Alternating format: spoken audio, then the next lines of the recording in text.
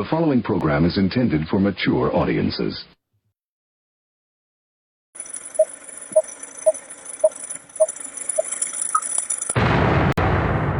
Rudy's Revelation.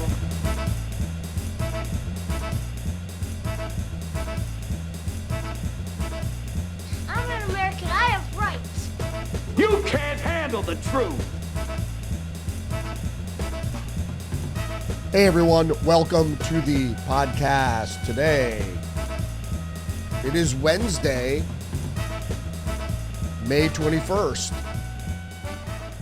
All right, so today, in this truncated episode, I'm going to run through the headlines very quick. I want to apologize, first of all, for having a late start this morning. I had several meetings I had this morning, and plus there are a couple other things I had to do quickly. And so sorry about the late episode, but I will be done probably within the next half hour or so if we can't race through these headlines. So let's do what we do every morning, the headline countdown coming up right now.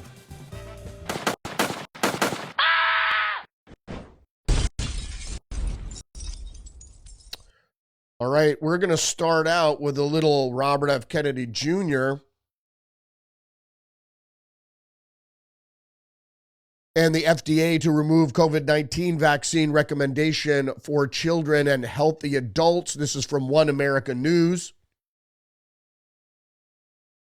You have to excuse me this morning, little rusty, little harried to try to get this episode up, so I was kind of rushing. Please forgive me for that. Don't forget to engage the channel, like, subscribe, leave a comment, share the podcast. Thank you very much.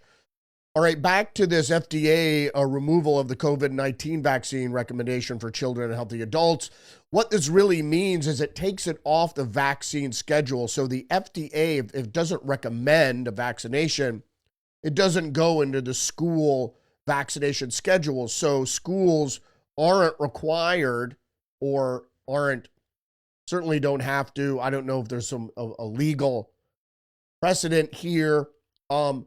But so kids don't have to get the COVID vaccination before they go to school. So let's go into the story here. U.S. Food and Drug Administration announced that it will soon terminate automatic approvals for COVID-19 vaccines to low-risk populations such as children and adults who were deemed healthy by a doctor. All right, the policy change will also restrict access to newly developed COVID-19 vaccines to older adults and individuals with underlying health conditions. In addition, the revised evidentiary standards that COVID-19 vaccines must meet before being broadly administered to children and healthy adults. Now the FDA says companies must conduct clinical trials that show COVID vaccines are still safe and effective before approving them for healthy adults and children. First of all, children don't have any risk from COVID. And COVID-19, actually, the coronavirus, the manufactured coronavirus, isn't really a risk unless you develop SARS, which is severe acute respiratory syndrome. Otherwise, you're not really at risk. Now, not everybody who's even ill that contracts COVID will develop SARS, but SARS is what affects the health. Severe is the aspect of the disease that usually causes death, which everybody was scared about. Let's go to the New York Times. FDA posed to restrict access to COVID vaccines. Agency leaders said there was evidence to justify approval only for older people and people with medical conditions because COVID-19 and SARS were worrisome for people that have comorbidities or other types of illness or disease. But the New York Times says many others may not be able to get the shot. So even if you want it, you can't get it. That's not what they're saying. Now, if that's true, I don't really care about that. But really what this is the FDA won't recommend, which means it doesn't go into the vaccine schedule for school children, particularly but also it's not recommended. A doctor won't recommend it. Now, whether or not you will have access to the shot if you really want it, that's yet to be seen.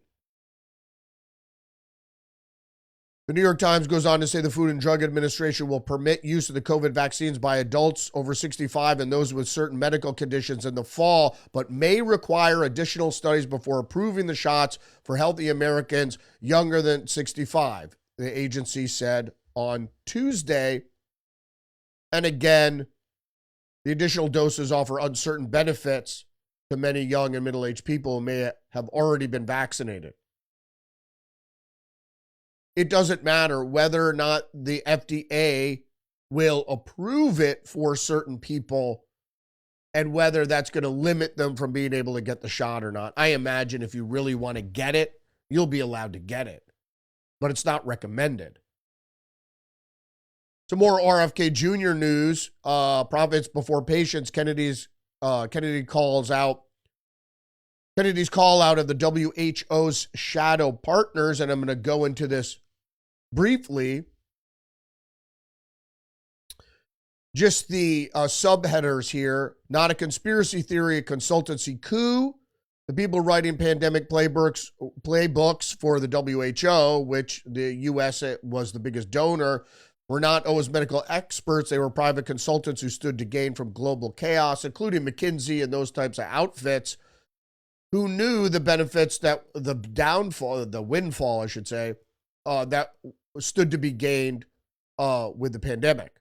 McKinsey's track record, a pattern of profiteering, and then you could go back to the opioid pandemic, et cetera, et cetera. WHO's willing partners when policy becomes a management seminar. Basically, what they're talking about, the willing partners were the pharmaceutical industries, which would say, oh, we're going to give you a break on all these drugs if there happens to be a pandemic, as long as you push it. Again, it talks about McKinsey being there to lobby for the pharmaceutical industry, lobby the WHO. Also, on the ground, when policy serves profit, lockdowns crafted through templated consulting logic devastated small businesses, cost children's years of learning, destroyed mental health at historic levels. Economies in the developing world collapsed and health officials implemented lockdowns because the model said so. The model was developed by banks, pharmaceutical, and other corporations. The real threat, unaccountable power, of course. Consultants like McKinsey operate behind opaque contracts, so you don't really know who they're serving. Free from press scrutiny, immune from FOI requests, and untouched by elections. And then the story goes on from PJ Media. Critics versus Kennedy. Dismissal by design. Kennedy's critics have painted him as a fringe, anti-science, and even dangerous. But the facts are stubborn things. Each settlement, each subpoena, each investigation into McKinsey's methods reinforces the heart of his critiques, which means that the oligarchy that the Democrats or Bernie Sanders are railing against is a corporate oligarchy. So banks are corporations and the pharmaceutical industry are corporations. And when they're able to lobby not just governments, but world organizations, because what they want is global governance that's run by managers from the corporate consultancy. Who profits from our panic? Who decides the next health emergency? Who dictates our choices during a crisis? Who decides whether the shutdown is for our own good or for the balance sheet, et cetera, et cetera. Next headline up is from One American News again. Comey claims complete innocence with 8647 social media post, arguing it was clever with an artistic flair. And what exactly they're talking about, if you didn't know, former FBI Director James Comey, a spook, an intelligence, even if he's not working for the FBI anymore, he's part of the intelligence community. Once intelligence, always intelligence, as they say. So he put out this cryptic call for assassinating Donald Trump, which has already been mimicked. He knew the result. It's not like they just do it. They study triggers, psychological operations, etc. So he knew it, and he has this aw shucks Middle Western way about him. and he tries to sell everything off as perfectly innocent. And we know he's a conniving, deceitful spook. More headlines from from the Associated Press. Trump alleges genocide in South Africa. White Afrikaner farmers reject that. Now, I just have to say about this article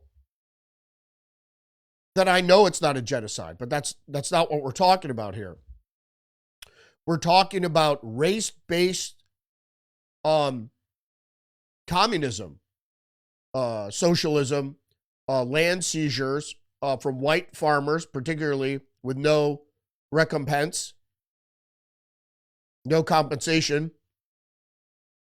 and the pulling back of law enforcement from these communities result in higher levels of crime.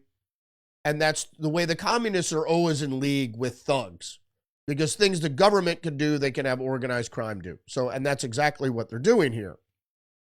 So anyway, back to the story. Afrikaner farmers at the center of the extraordinary. Is it really extraordinary? New U.S. refugee policy roamed a memorial to farm attacks in their country's agriculture heartland, some touching the names of the dead, both black and white. Now, if you don't know, there's a field of crosses up in the hinterlands in the agricultural heartland of South Africa. Is it true that black farmers were killed by criminals? Yes. Is black farmland being seized by the government? No. Only white farmland. So when the government pulled back law enforcement, they had a special law enforcement squad to protect the farms. That they nixed that. True, it left black farmers also exposed. So, but if you see the memorial, that you'll find out that the majority of farmers killed, mostly by criminal gangs, are white. So if you say both black and white, it leads you to believe in this article here that is written by Mogomotsi Magomi. It leads you to believe that that it's equally distributed, the violence. It isn't. Here in Bothaville, where thousands of farmers gathered for a lively agricultural fair with everything from grains to guns on display, even some conservative white Afrikaner groups denied the Trump administration's genocide and land seizure claims that led it to cut all financial aid to South Africa. Now, that's misleading.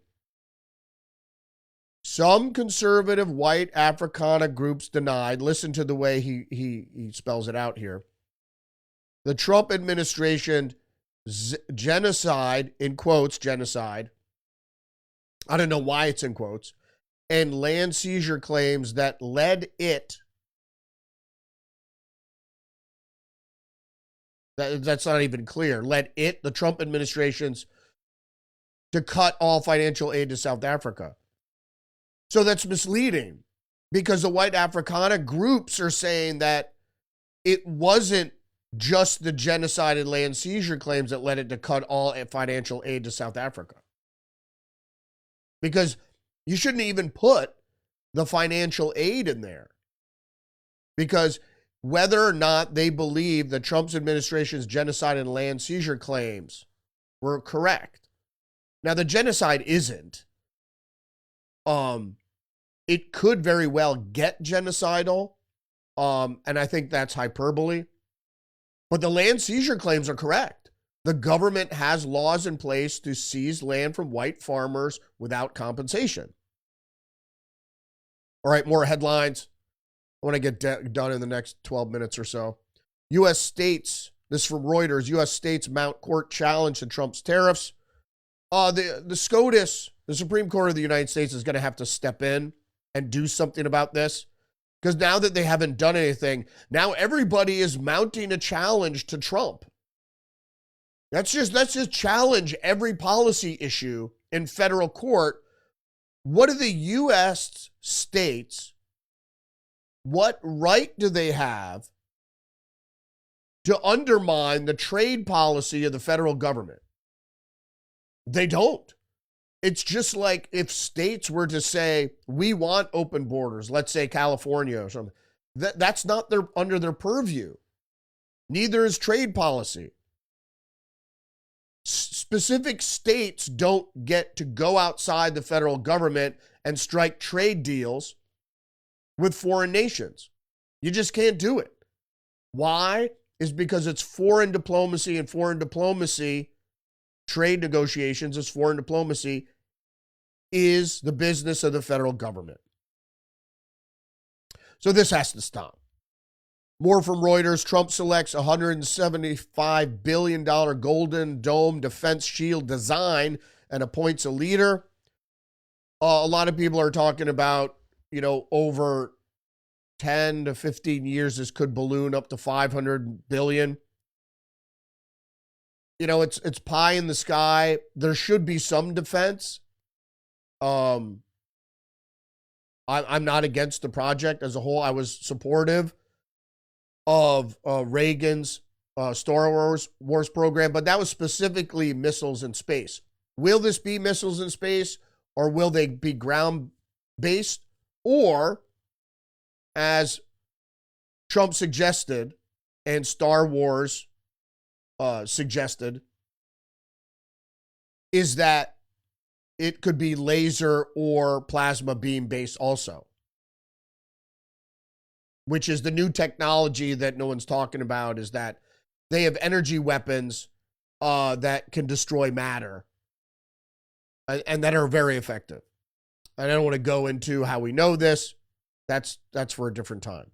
There have been experiments. I know North Korea has seen the wrath of these weapons, but let's move on. So Fox News has reported China accuses the U.S. of turning space into a war zone with Trump's Golden Dome missile defense project. Beijing claims U.S.-based space defense project will exacerbate the risk of turning outer space into a battlefield. Why do you think China has a space program to begin with? You think they're looking to colonize Mars or the moon or something? They're not. The reason they have a space program is to get their own weapons in space, as does Russia and other. It's mostly has to do with killer satellites to blind the eye in the sky, so to speak, during a conflict. This was hysterical. Zero Hedges reporting Trump says he had to run again after a rigged election in 2020 and to shove it up their ass. In other words, the people that were working against him in his first term, and to deny him a second term, he needed to run again to have the opportunity to shove it up their ass. And that's exactly, with a candle on it, that's exactly what he's doing. He's rooting out the specter, the intertwined, the entanglement of establishment liberalism, neoliberalist, progressive establishment folks throughout the federal government and really everywhere, who are poised to change America and the world really completely through propaganda, psychological operations, and biological operations as well, to run towards the future with AI, robotics, et al. Less humans, more robots. Reuters is also reporting the story of Trump's approval rating ticks lower, economic concerns weigh. Reuters Ipsos poll. So Reuters is reported on their own poll with Ipsos, which is always, they don't talk about the margin of error here, of course. Trump's approval at 42, matching his lowest of new term. Okay. Only 39 approve of his economic stewardship. Economists expect inflation to rise due to tariffs. They keep saying this. It's all bullshit. And so people are uncertain. I understand the uncertainty because we're going through a change. We're changing course. We're steering, we're turning around the ship of state. And that takes a little time, and in rough seas, it could get a little bumpy. Speaking of bumpy, Post Millennial is reporting Marco Rubio defends State Department budget before Senate committee, says only 12 cents of every dollar spent by USAID went to intended recipients. Again, and I want to keep having to say this over and over again, but USAID was a cover for the CIA and a bunch of other things. Mostly they were involved in these psychological gender operations around the globe. He went on to say, this is the funny part with Van Hollen here. Senator Chris Van Hollen, a Democrat who traveled to El Salvador in an attempt to rescue and release the MS-13 gang member Kilmar Abrego Garcia, told Rubio that I regret voting for you as Secretary of State. Rubio responded, your regret for voting for me confirms I'm doing a good job. They can't win. They can't win. It's hysterical. There's more. Fox News is reporting radio host Charlemagne accuses CNN and Jake Tapper of being complicit in Biden cover-up. Charlemagne the God also discussed the former president's stage 4 prostate cancer. The thing is, you pull the veil back and everybody sees the truth for what it is. You can't go back. You can't unsee something. So they try to pull the curtain back and try to distract people with the clown and bread and circuses and whatnot. People aren't buying it. Even Charlemagne the God. All right, post-millennial Washington Post now claims conservatives alleging Biden hid cancer for years are engaging in conspiracy theories. The Washington Post has also claimed that conservatives are engaging in conspiracy theories about former President Joe Biden's prostate cancer diagnosis. Oh, yeah, it's always conspiracy theories. The Federalist. Congress needs to grill Joe Biden about whether he was actually president. Indeed, the American people have the right to know who was actually in charge of the executive branch with all its awesome power for 4 years. Well, what are they talking about here? They're talking about Joe Biden, as I said previously. Oh, my fucking stream is hanging up again. Oh, I can't stand Rumble. I mean, a lot has to do with my computer.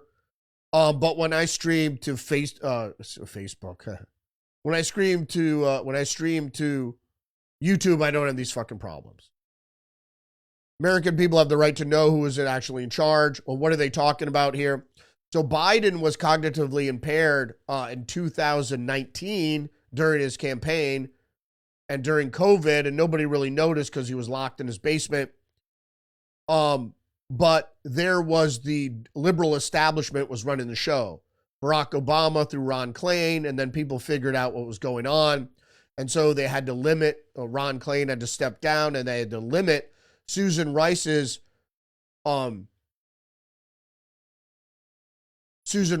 access to the White House because it was clear exactly what was going on. And so then they were using Joe Biden, as Perry and I discussed last night in episode 114 of Tuesdays with Perry, so go check that out. We went live about 9:15 last night where we discussed the fact that Jill Biden, since she didn't hold technically a post for the U.S. government, that she was immune from FOI requests and other investigations.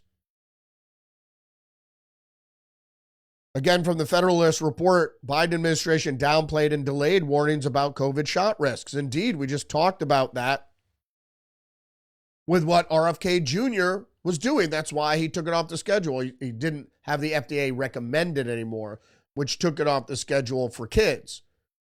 Even though the shot didn't pose risk for kids, we don't know long-term risks that would pose for children. Obviously, we know what it did to healthy adults.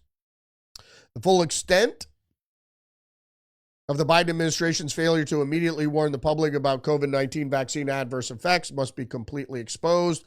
And they're specifically talking about the VERS, the vaccine adverse, what's it called? It's the government website, vaccine adverse effects, VAERS, reporting system. And they, even with the reports coming into that system, they underreported grossly underreported. An investigation into VAERS found out that that was indeed so. Democrats are desperate to change the subject from Joe Biden's health. What they really mean is like they don't want to desperately, and that was from PJ Media, that headline. They don't want to desperate to change the subject for Joe Biden's health. They want to change the subject from Joe Biden's mental health during his presidency and the subsequent cover-up, and exactly who was running the government and actually to what extent AutoPen was being used by the establishment folks there. Biden's education department, this is from Fox News, Biden education department put priority on pronouns, left backlog of nearly 200 anti-Semitism complaints. Under Biden's civil rights office, put priority on cases related to pronoun usage, book banning, instead of things that were considered racist, anti-Semitism. Just the News is reporting Ted Cruz has introduced the Universal School Choice Act as a civil rights issue of the 21st century. The proposal would allocate up to $10 billion annually in dollar-for-dollar federal tax credits for individuals, businesses nationwide that contribute to a nonprofit scholarship granting organizations for elementary and secondary education. This is important because the tax credit individual is just 10% of gross adjusted income for a taxable year of $5,000. Per the bill's language, for corporations, the tax credit is capped at 5%. Qualified elementary or secondary education expenses include tuition fees. They're talking about private school, but also curriculum and materials, books and instructional materials, tutoring costs, test fees, fees for dual enrollment.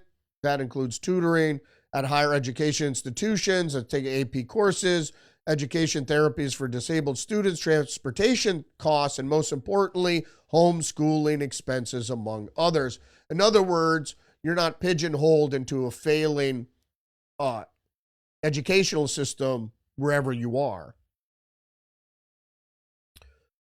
We're going over. All right, Fox News, Biden aide intimidated reporter investigating former president's mental decline with tacit threat, says the book.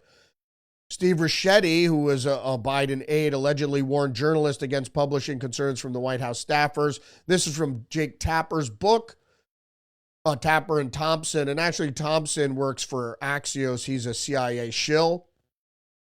I don't think Tapper is. Tapper's more of an idiot than anything else. But in any case, in the book, it says that Steve Ricchetti called this one reporter. He doesn't name the reporter. And he says the White House would aggressively dispute on the record any of your claims and portray you as a liar. In other words, ruin you. All right, Just the News is reporting Virginia's congressional candidate Vindman's campaign hit with FEC complaint. So apparently he spent $40,000 of campaign funds on copies of his twin brother's new book, prompting a complaint that said that it violated campaign finance laws by converting donations for personal use. Not just personal use. His twin brother happens to be the National Security Council staffer who started the second impeachment of Donald Trump during his first term. That was the thing about the call to Ukraine. Vindman, not Eugene Vindman, his other brother, I forget his name, his first name. But he's a deep stater his claims were used to undermine Trump during his second impeachment. Speaking of establishment leftists, the New York Post, Newark Mayor Ross Baraka, who we talked about last night on Tuesdays with Perry, compared ICE to slave catchers weeks before arrest at detention facility. He said the ICE authority, immigration authorities, he compared them to slave catchers during his campaign rally next month. And then he's compared black folks to undocumented people. And they're going to have you going back to the plantation. They have people catching you. It wasn't called ICE back then. It was called slave catchers. Another race baiter. He should have been charged. for trespassing the ICE facility. The charges were dropped against Ross Baraka, and he's running for governor of New Jersey. But he's another race baiter. So, more about Jake Tapper from Fox News. Jake Tapper unloads on Hunter Biden as demonstrably unethical, sleazy, and prone to horrible decisions. Hunter Biden and Tapper have feuded for years. Well, maybe Jake Tapper's right, obviously. Hunter Biden is wrong, but Jake Tapper is certainly no pinnacle of moral and ethical decision-making.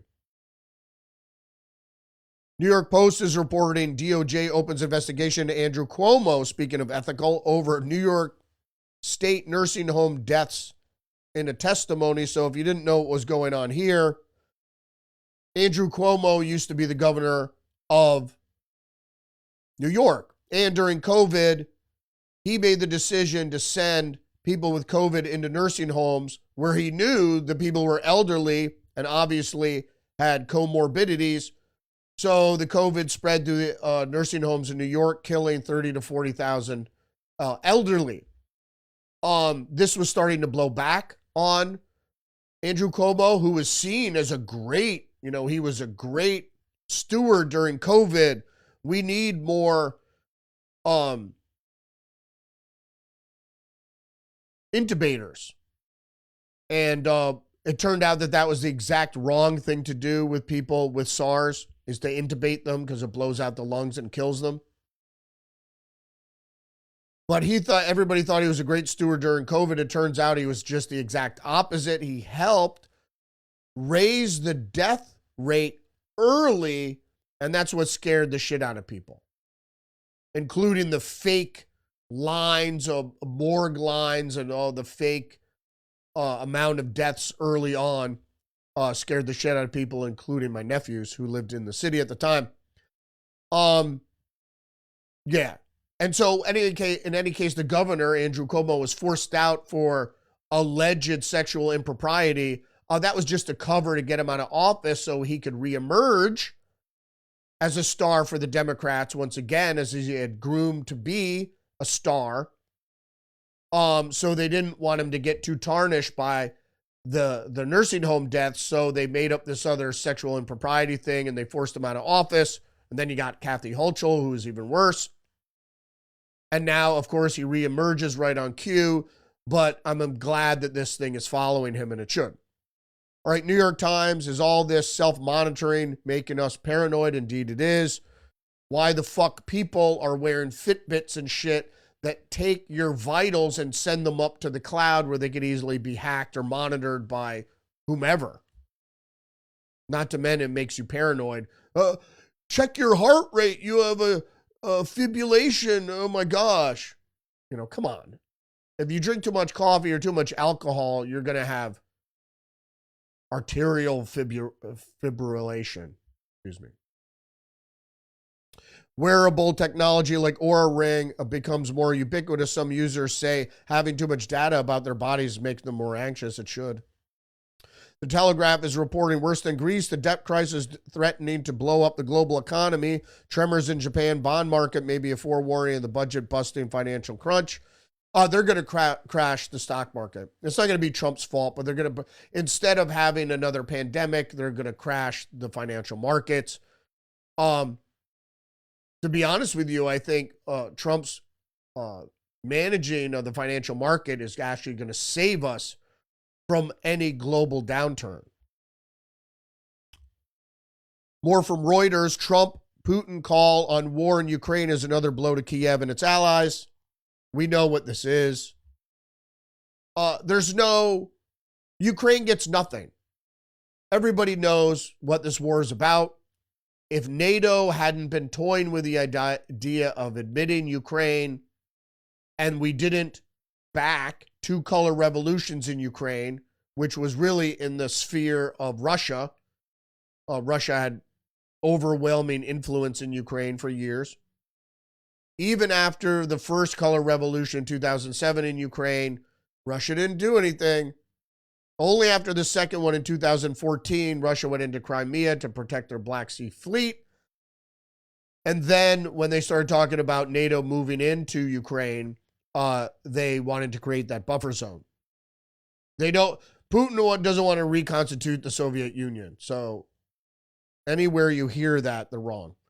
Rubio was also talking recently, and he said Syria is devolving into full-scale war of epic proportions is imminent despite U.S. removing sanctions.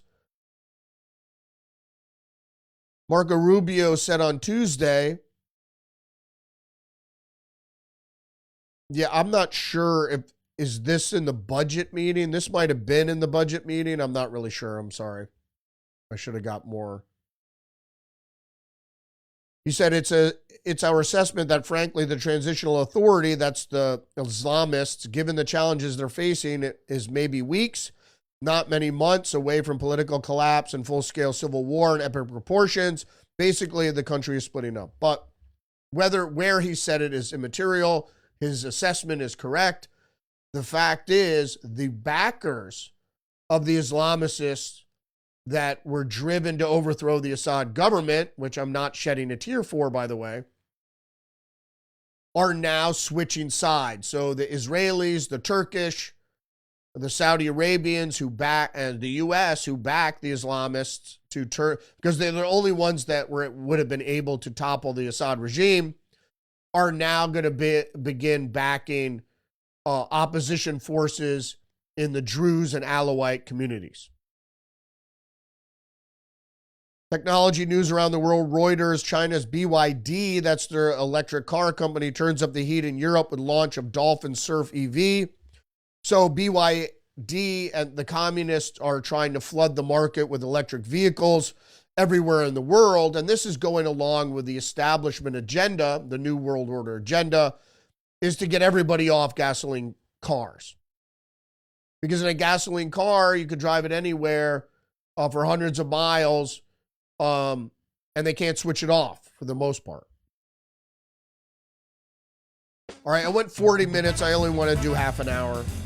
Thanks for joining me today. Don't forget to engage the channel, like, subscribe, share the podcast, leave a comment, give me a thumbs up, click that notification bell, all that jazz.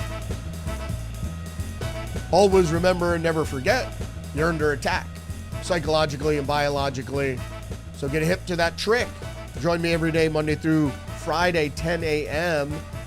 or around there on Rumble. My live stream keeps hanging up, so I may, have to begin simulcasting to YouTube just so I get a clear stream. So join me every day, 10 a.m. or around then. It was late today.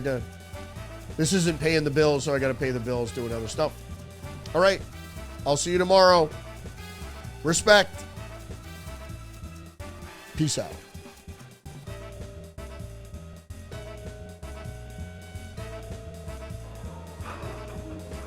You're crazy. You're crazy, man. You're crazy.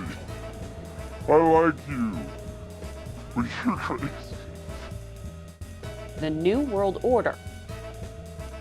This is a conspiracy.